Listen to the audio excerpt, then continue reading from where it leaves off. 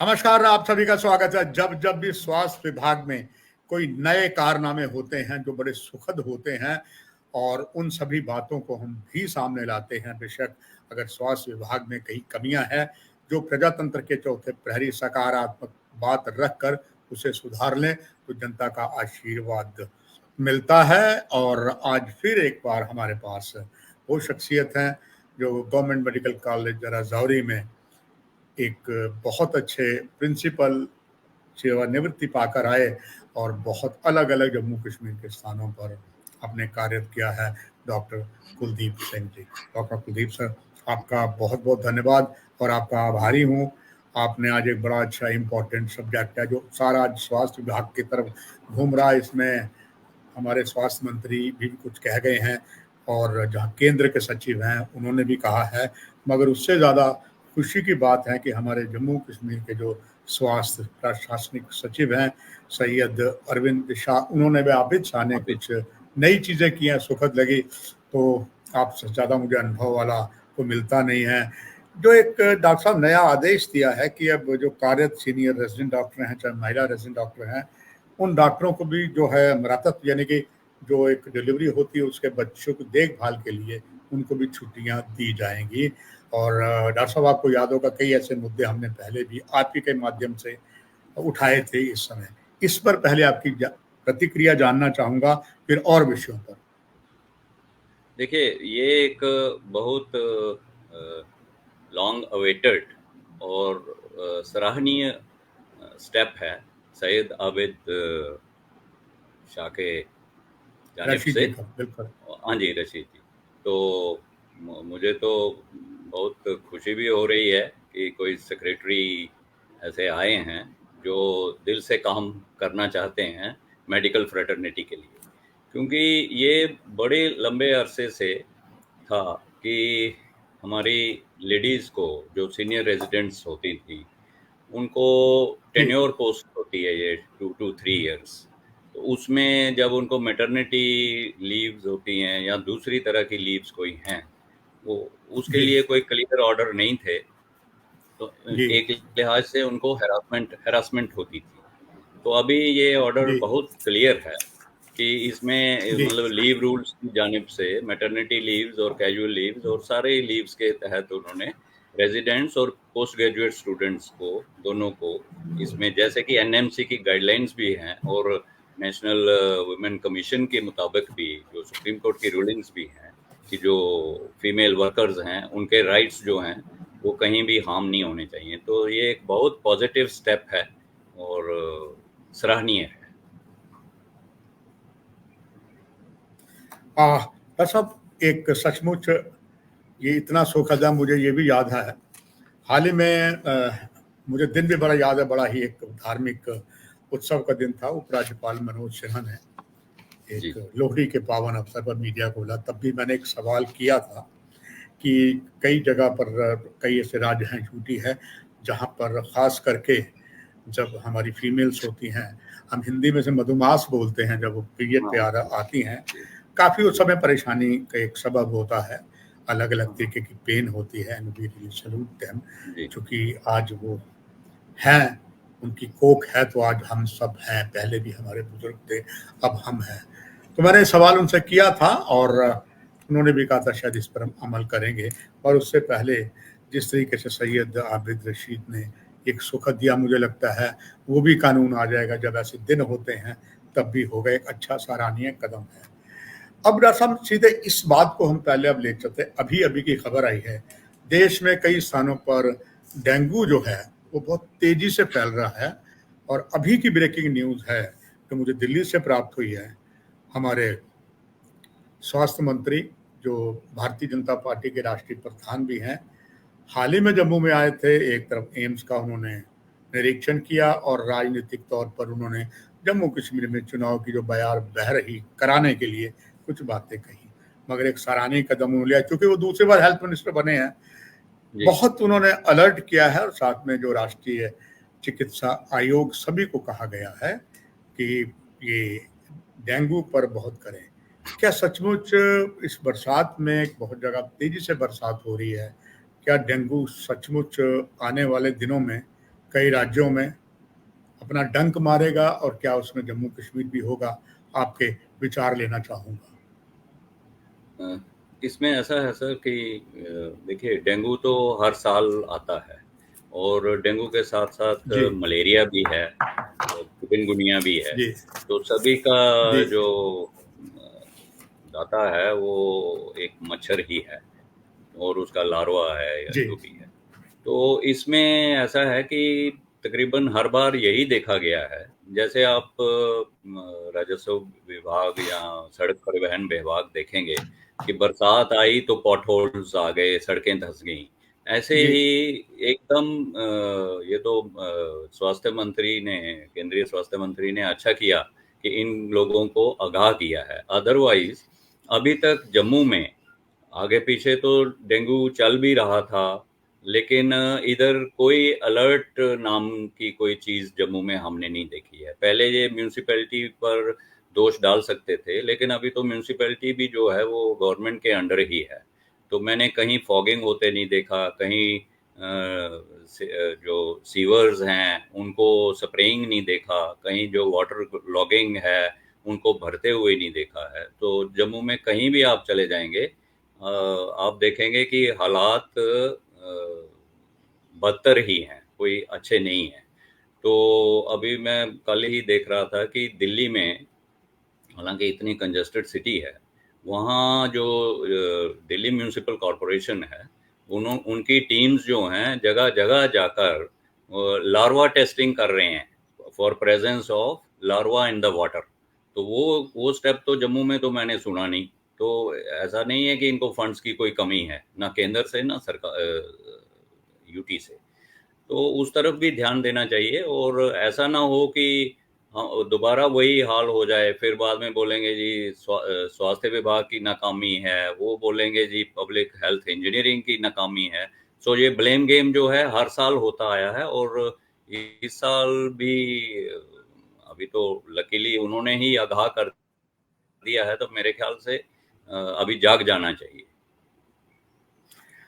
Doctor Kuldeep sir, हम कह सकते हैं कि एक तरफ से जम्मू कश्मीर के प्रशासनिक सचिव डॉक्टर सैयद आबिद रशीद ने जो एक नया महिलाओं के लिए खास करके मेडिकल कॉलेज में सीनियर रेजिडेंट्स डॉक्टर, ट्यूटरों और पीजी के लिए डीएनबी कर रहे छात्रों को बड़ी राहत दी।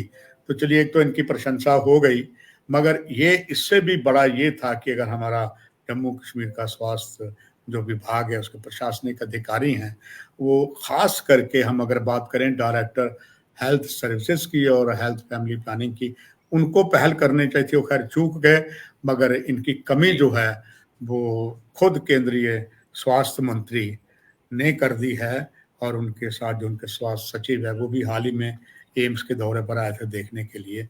चलो, एक साहसिक कदम है। इस पर थोड़ा और विस्तार पूर्वक जानना चाहूंगा, इतनी कोताहियां कैसे हो जा की जाती है जबकि जम्मू कश्मीर में कहा जाता है फंड्स की कोई कमी नहीं है, डायरेक्टली फंड्स हैं, एलजी के अधीन कोई एक भी बात की जाए तो सारा मिल जाता है। तो क्या कह सकते हैं कि इन्होंने जो भूल की, केंद्र सरकार ने उसको संभाल लिया, मगर आने वाले दिनों में डॉक्टर कुलदीप सिंह सर, और आपकी जो असीम अनुभव आपका बांटना चाहूंगा दर्शकों के लिए, उससे अपना जो हमेशा एक उद्देश्य है, ना कहूं से दोस्ती ना कहूं से बैर, एक प्रजातंत्र के चौथे प्रहरी का दायित्व यही कि चीज सामने लाए। क्या क्या और ऐसी आशंकाएं हैं इस समय जो बनी हुई स्थिति है, स्वास्थ्य विभाग को उसमें अलर्ट होना है। और साथ ही साथ ये भी जानना चाहूंगा दर्शकों के लिए, क्योंकि हमें भी सल्यूट अवर रिस्पेक्टेड डॉक्टर्स, पैरामेडिकल स्टाफ, चाहे उसमें नर्सिंग ऑफिसर्स हैं, दूसरा पैरा मेडिकल स्टाफ है, वो हमें स्वस्थ रखते हैं, उनको भी उन्हें बहुत सी कमियों से जूझ रहे हैं, उनको सरकार वो पूरा प्यार नहीं दे रही जिसके वो हकदार हैं। इस पर आपका अनुभव लेना चाहूंगा दर्शकों के लिए, और उससे लाभ जो है स्वास्थ्य विभाग को मिलेगा ताकि इसको सुधार सके। इसमें ऐसा है कि अ, जो तो एम्प्लॉयी है, ठीक है, डॉक्टर है, पैरामेडिकल है या किसी भी शोबे से है, पहले तो उसके जो फर्ज हैं, उसकी अनदेखी नहीं होनी चाहिए। पहली बात वो है। तो इसका एक एस्पेक्ट यही है कि जो भी जी अफसर हैं या वो जी निर्धारित स्टाफ होता है, वो उन्होंने जी कहीं न कहीं उनकी लैक्सिटी है, और लैक्सिटी क्योंकि जी वो करते आए हैं, रीज़न उसका ये है कि देयर जी इज़ नो अकाउंटेबिलिटी। सो जी ज़रूरी नहीं है कि डंडे से ही आदमी सीधा होता है। जो आपका फ़र्ज़ है, जी उसको आप नियमपूर्वक करिए। अगर डायरेक्टोरेट हेल्थ सर्विसेज़ हैं, दोनों प्रोविंसेस के, तो ये उनका पहला दायित्व है कि स्टाफ को भी देखें, पब्लिक को भी देखें, और जो-जो ये कोई पहले हर साल आता है, मलेरिया भी आता है, वो भी है, स्प्रे होना चाहिए, और जागरूकता होनी चाहिए। अभी आप देखेंगे रोज़ के रोज़ अखबारों में बड़े-बड़े इश्तिहार और एडवर्टाइज़मेंट्स आएँगी, लेकिन ग्राउंड लेवल पर उसका कोई काम नहीं होता है। और दूसरी जानिब जो सरकार है, वो भी उदासीन है। सरकार अपना ही काम चला रही है। टेररिज़्म तो चलिए एक तरफ है, वो तो शुरू से ही रहा है। ये नहीं है कि हम उसमें बिज़ी थे या कहीं हैं। जो हेल्थ डिपार्टमेंट है, जहाँ उसके साथ एलाइड डिपार्टमेंट्स हैं, कभी उनकी मैंने तो संयुक्त मीटिंग होते देखी नहीं है कि public works department, health department और पब्लिक हेल्थ इंजीनियरिंग डिपार्टमेंट और म्युनिसिपल कॉरपोरेशंस ये इकट्ठे होकर कोई वॉर फुटिंग पर कोई प्लान और स्ट्रेटजी बनाएं कि हेल्थ इश्यूज को कैसे टैकल किया जाए ताकि पब्लिक को राहत मिले। तो दोनों तरफ से ही प्रॉब्लम है, उनकी अकाउंटेबिलिटी नहीं सेट होती है, और दूसरों को काम लेने का अंदाज ही नहीं है कि कैसे काम लिया जा सकता है।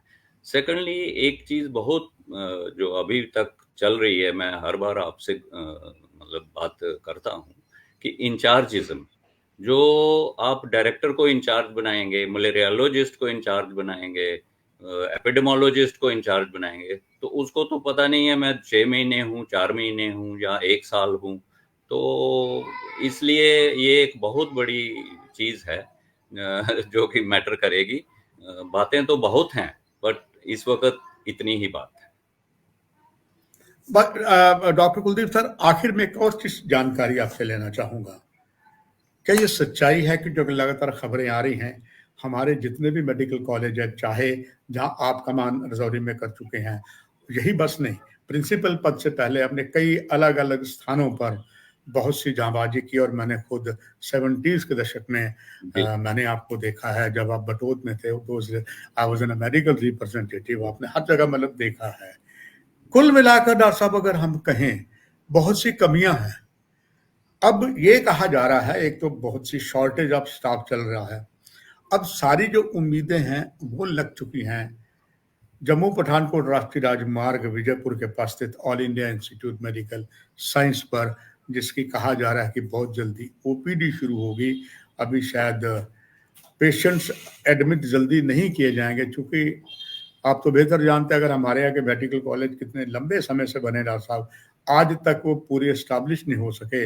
ये तो one of the latest technologies क्या जो एम्स बनने जा रहा है, क्या जब पूरी तरीके से बन जाएगा, अभी तो कह सकते हैं थोड़ी दिल्ली दूर है, क्या सचमुच डॉक्टर कुलदीप सर यहाँ जो एक रिवाज बना है कि मेडिकल कॉलेज में भी पेशेंट आता है, या उसके कोई ऐसे लोग होते हैं वो से समझते हैं कि हमारा गवर्नमेंट मेडिकल कॉलेज या super specialist hospital just for first aid है, ये रेफरल को बाहर चले जाते हैं? क्या आपको लगता है दिन फिरेंगे जब एम पूरी तरह से एक्टिव हो जाएगा, तब यह प्रथा? और इवन खुद स्वास्थ्य मंत्री ने कहा कि अब मुझे लगता है पीजीआई जाने की आवश्यकता नहीं होगी।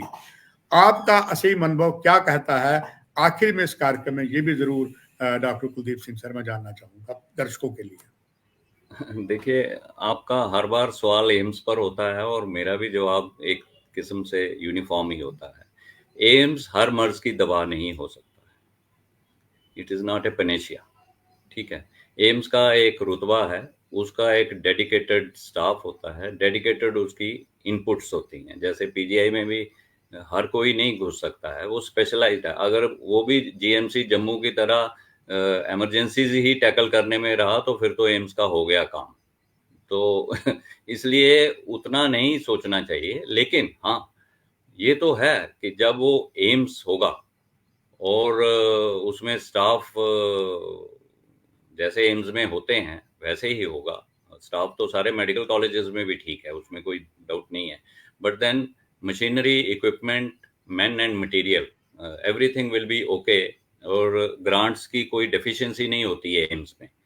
सो ऐसा नहीं है कि स्टेट इधर से पेट्रोल दे रही है तो गाड़ी नहीं दे रही है, गाड़ी दे रही है तो पेट्रोल नहीं दे रही है, डीजल जनरेटर दे रही है तो डीजल नहीं दे रही है, ऐसा नहीं होता एम्स में। तो इसलिए एम्स काफ़ी हद तक कष्ट निवारक होगा जम्मू प्रोविंस के लिए।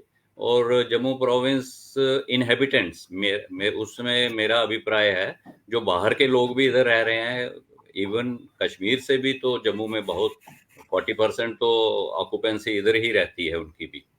तो it is going to be good for everyone, let us hope for the best.